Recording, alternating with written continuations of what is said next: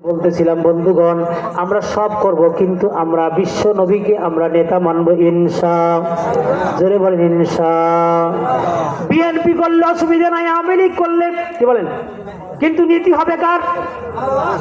ভাইরা আমার, নবীর আদর্শ। জোরে কোন কার আদর্শ?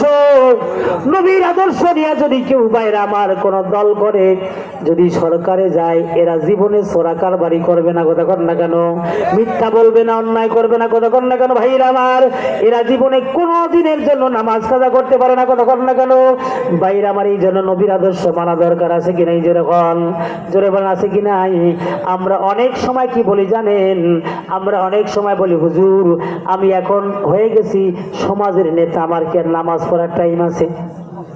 কথা কর না কেন? আমি মেম্বার হয়েছি, নামাজ পড়ার টাইম আছে। আমি চেয়ারম্যান হয়েছি, এমপি হয়েছি, নামাজ পড়ার টাইম আছে।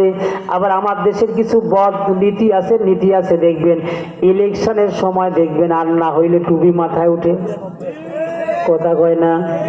নামাজ, আমি সব বেহুদা কথা বলি না, অনেক বক্তারা কয় এক নামাজ 5 বার পড়ে।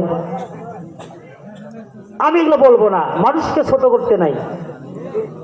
কি ছোট করতে রাজি আছে?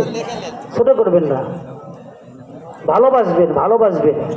ভালোবাসা দিয়ে পৃথিবী জয় করা যায়। ধিক্কার আর টিটকারি মেরে মানুষকে ভালো করা যায় না। বেনামাজি ভালো হবে, ভালো কথা বললে কথা বল না কেন? ভাই বললে, আপন বললে, আদর করলে কথা বল না কেন?